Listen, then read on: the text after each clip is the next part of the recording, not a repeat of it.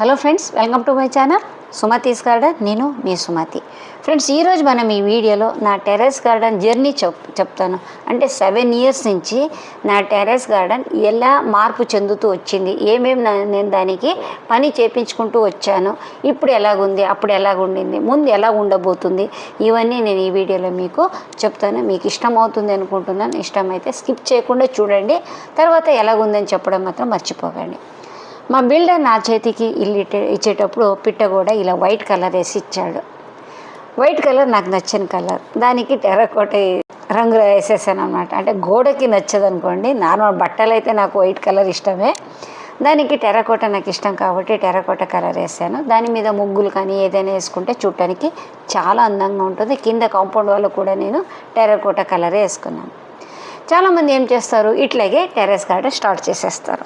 మొక్కలన్నీ పెడతారు, పాట్ పెడతారు, లేకపోతే గ్రో బ్యాగ్ పెడతారు. కొందరు స్టాండ్ మీద పెడతారు, కొందరు కింద పెడతారు. కింద పెట్టే కన్నా కనీసం మీరు స్టాండ్ మీద పెట్టడం అలవాటు చేసుకోండి. దీనివల్ల వాటర్ కిందకి స్లాబ్ ఇంకకుండా ఉంటుంది. అంటే మనకు కారకుండా ఉంటుంది, నీట్గా ఉంటుంది. తర్వాత ఇంకొకటి ఏంటంటే, ఈ టెర్రస్గా మీరు రెంట్ హౌస్లో ఉన్నా కూడా లేకపోతే ఓన్ హౌస్లో ఉన్నా కూడా ఈ వాటర్ ప్రూఫ్ పెయింటింగ్ వేసుకోవడం మర్చిపోకండి. అది ఇంపార్టెంట్. లేదు మీకు చాలా మీ సొంత ఇంట్లో ఉన్నారు, ఇల్లు బాగానే ఉంది, కొత్తగా ఇల్లు కట్టారు అనుకుంటే కనుక సిమెంట్ మడులు కట్టించుకోండి. సిమెంట్ మడులు కట్టించుకోవడం వల్ల మనకు మరిన్ని మొక్కలు, పెద్ద పెద్ద పండ్ల మొక్కలు అన్నీ కట్టించుకోవచ్చు. ముందు నేను సిమెంట్ తోటలు కట్టించుకోవాలనుకున్నప్పుడు ముందు వాల్ చూశాను నేను. ఈ వాల్ ఎలా ఉంది, ఎక్కడ వస్తే బాగుంటుంది, ఎంతవరకు ఉండాలి, ఎంతవరకు మనం బడ్జెట్ చూసుకొని ప్లాన్ చేసుకోవాలి. నేను ఇక్కడ ఎల్ షేప్లో కట్టించుకోవాలని ప్లాన్ చేసుకున్నాను. నాకు ఇల్లు కట్టేటప్పుడే ఒక రూమ్ అంతా నేనేం చేశానంటే షెడ్ వేయించుకున్నాను. ఎందుకు ఈ షెడ్ అంటే, ఒకటి చిన్న సైజ్ స్టోర్ రూమ్ లాగా పనికి వస్తుంది. రెండోది ఏంటంటే బట్టలు ఆరేసుకోవటానికి బాగుంటుంది. వర్షాకాలంలో బట్టలు ఆరేసుకోవడం పెద్ద టాస్క్ ఆడవాళ్ళకి. ఎక్కడ ఆరేసుకోవాలో తెలియదు.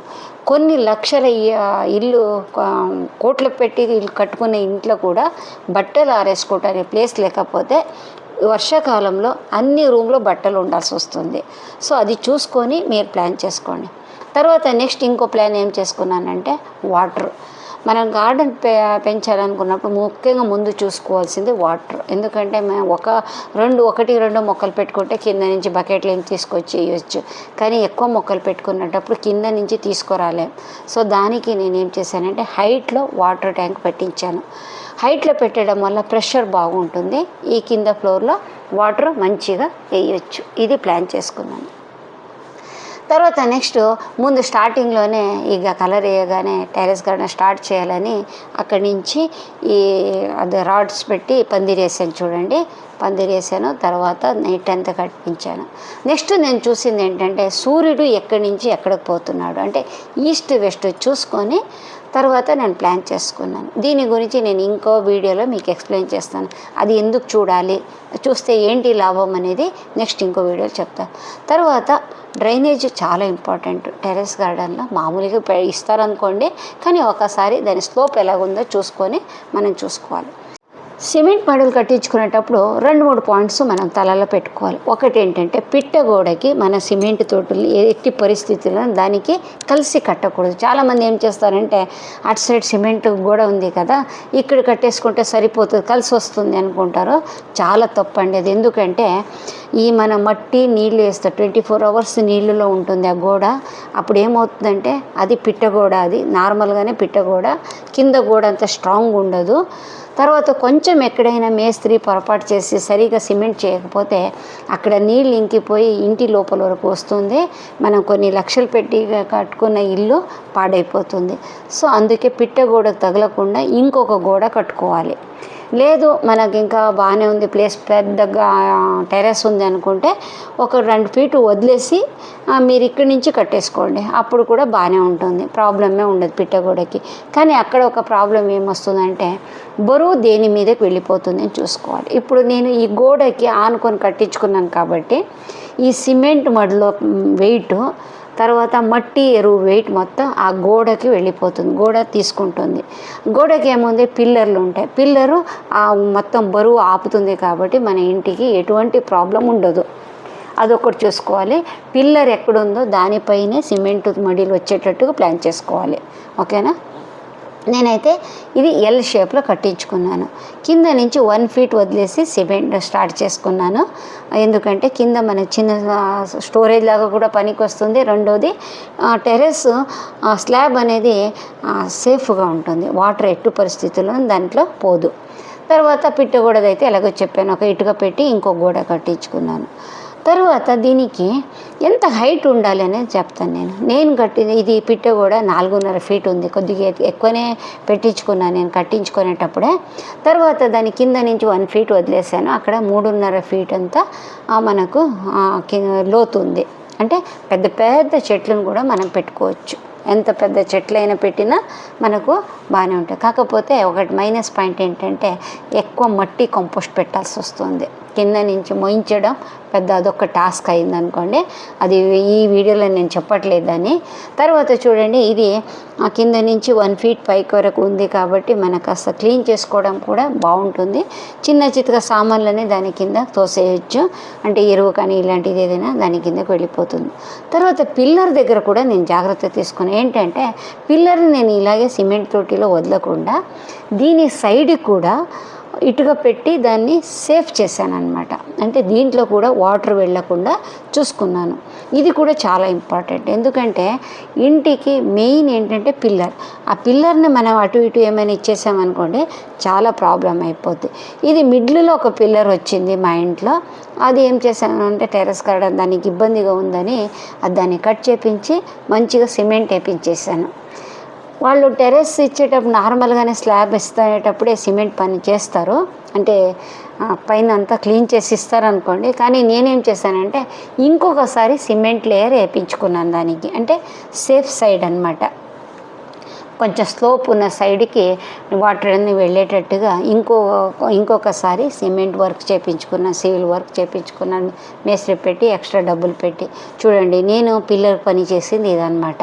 అటు ఇటు ఇటుకలు పెట్టాను, మిడ్లులో మళ్ళీ చెత్త అంటే రాళ్ళు అన్నీ వేసేసి మంచి సిమెంట్ చేపించాను అనమాట. అంటే ఎట్టి పరిస్థితుల్లోనూ పిట్ట గోడకు కానీ కింద స్లాబ్కి కానీ లేకపోతే పిల్లర్స్ కానీ ఎక్కడ వాటర్ ఇంకకుండా జాగ్రత్తగా చూసుకున్నాను.